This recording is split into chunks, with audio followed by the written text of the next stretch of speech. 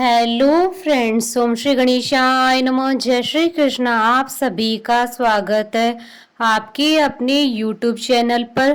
Friends, आज हम आपको इस वीडियो में बताने जा रहे हैं वैशाख मास महात्म के 20वें अध्याय के बारे में तथा स्कंद पुराण के अनुसार वैशाख मास महात्म के 13वें अध्याय के बारे में। फ्रेंड्स, वीडियो शुरू करने से पहले आपसे रिक्वेस्ट है, अगर आप हमारे चैनल पर नए हैं और आपने अभी तक चैनल को सब्सक्राइब नहीं किया है तो प्लीज़ सब्सक्राइब कीजिएगा चैनल को, साथ ही प्रेस कीजिएगा बेल आइकन को, जिससे नए वीडियो से रिलेटेड नोटिफिकेशन आपको तुरंत प्राप्त हो सके। और वीडियो पसंद आने पर वीडियो को लाइक और शेयर जरूर कीजिएगा ताकि सभी भक्तों को इस वीडियो का लाभ प्राप्त हो सके। और कमेंट बॉक्स में जय श्री कृष्ण जरूर लिखिएगा। वैशाख मास महात्म सब प्रकार के विघ्नों का नाश करने वाले तथा सारी षष्ठी का पालन करने वाले श्री गणेश जी, ज्ञान की दाता देवी श्री सरस्वती जी तथा सब पुराणों के कर्ता श्री व्यास जी तथा श्री गुरुदेव जी के चरण कमलों में नमस्कार करके भगवान की श्रद्धा और भक्ति रस से डूबे हुए वैशाख मास महात्म्य की कथा कहती हूँ। वैशाख मास की अंतिम 3 तिथियों का महत्व श्रुतदेव जी कहते हैं। राजेंद्र, वैशाख के शुक्ल पक्ष में जो अंतिम 3 तिथियां त्रयोदशी से पूर्णिमा तक है वह बड़ी पवित्र और शुभ कारक है। उनका नाम पुष्करणी है। वे सब पापों का क्षय करने वाली है। जो संपूर्ण वैशाख मास में स्नान करने में असमर्थ है वह यदि इन 3 तिथियों में भी स्नान करे तो वैशाख मास का पूरा फल पा लेता है। पूर्व काल में वैशाख मास की एकादशी तिथि को शुभ अमृत प्रकट हुआ। द्वादशी तिथि को भगवान विष्णु ने उसकी रक्षा की तथा त्रयोदशी तिथि को उन श्री हरि ने देवताओं को सुधा पान कराया। चतुर्दशी तिथि को देव विरोधी दैत्यों का संहार किया और पूर्णिमा के दिन समस्त देवताओं को उनका साम्राज्य प्राप्त हो गया। इसलिए देवताओं ने संतुष्ट होकर इन 3 तिथियों को वर दिया। वैशाख मास की ये 3 शुभ तिथियां मनुष्यों के पापों का नाश करने वाली तथा उन्हें पुत्र पौत्र आदि फल देने वाली हों।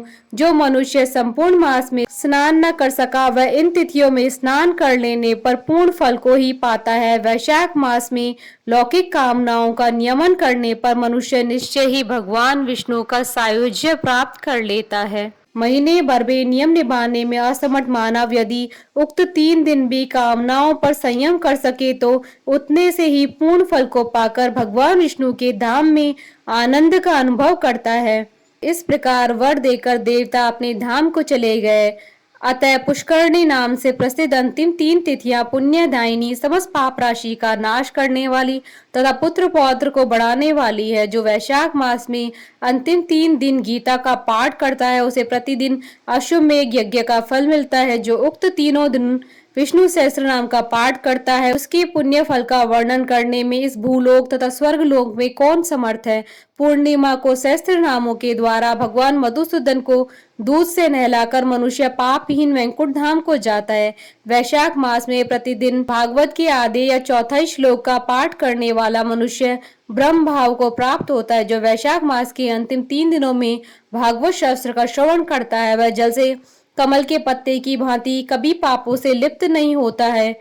उक्त तीनों दिनों के सेवन से कितने ही मनुष्य ने देवत्व प्राप्त कर लिया, कितने ही सिद्ध हो गए और कितने ही मनुष्य ने ब्रह्मत्व को प्राप्त कर लिया। ब्रह्म ज्ञान से मुक्ति होती है अथवा प्रयाग में मृत्यु होने से या वैशाख मास में नियम पूर्वक प्रातः काल जल में स्नान करने से मोक्ष की प्राप्ति होती है। इसलिए वैशाख के अंतिम 3 दिनों में स्नान, दान और भगवत पूजन आदि अवश्य करना चाहिए। वैशाख मास के उत्तम महात्मा का पूरा वर्णन रोग शोक से रहित जगदीश्वर भगवान नारायण के सिवा दूसरा कौन कर सकता है। तुम भी वैशाख मास में दान आदि उत्तम कर्म का अनुष्ठान करो, इससे निश्चय ही तुम्हें भोग और मोक्ष की प्राप्ति होगी। इस प्रकार मिथिलापति जनक को उपदेश देकर श्रुतदेव जी ने उनकी अनुमति ले वहां से जाने का विचार किया। वस्त्र, आभूषण, गौ, भूमि, तिल और स्वर्ण आदि से उनकी पूजा और वंदना करके राजा ने उनकी परिक्रमा की। तत्पश्चात उनसे विदा हो महातेजस्वी एवं परम यशस्वी श्रुतदेव जी ने संतुष्ट हो प्रसन्नता पूर्वक वहां से अपने स्थान को गए।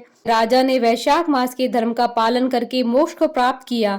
नारद जी कहते हैं, अम्बरीश, यह उत्तम उपाख्यान मैंने तुम्हें सुनाया है, जो कि सब पापों का नाशक तथा संपूर्ण संपत्तियों को देने वाला है। इससे मनुष्य भुक्ति, मुक्ति, ज्ञान और मोक्ष पाता है। नारद जी का यह वचन सुनकर महायशस्वी राजा अम्बरीश मन ही मन बहुत प्रसन्न हुए। उन्होंने बाह्य जगत के व्यापारों से निवृत्त होकर मुनि को साष्टांग प्रणाम किया और अपने संपूर्ण वैभवों से उनकी पूजा की। तत्पश्चात उनसे विदा लेकर देवर्षि नारद जी दूसरे लोक में चले गए, क्योंकि दक्ष प्रजापति के शाप से वे एक स्थान पर नहीं ठहर सकते थे। राजश्री अम्बरीश भी नारद जी के बताए हुए सब धर्मों का अनुष्ठान करके निर्गुण पार ब्रह्म परमात्मा में विलीन हो गए। जो इस पाप नाशक एवं पुण्यवर्धक उपाख्यान को सुनता है या पढ़ता है वह परम गति को प्राप्त होता है। जिनके घर में यह लिखी हुई पुस्तक रहती है उनके हाथ में मुक्ति आ जाती है। फिर जो सदा उसके श्रवण में मन लगाते हैं उनके लिए तो कहना ही क्या है। इति श्री स्कंद पुराण अंतर्गत वैशाख मास महात्म का 13वां अध्याय संपूर्ण हुआ। बोलिए भगवान विष्णु की जय, सनातन धर्म की जय। हमारे साथ इस वीडियो में अंत तक बने रहने के लिए आपका धन्यवाद। ओम श्री गणेशाय नमः। जय श्री कृष्ण।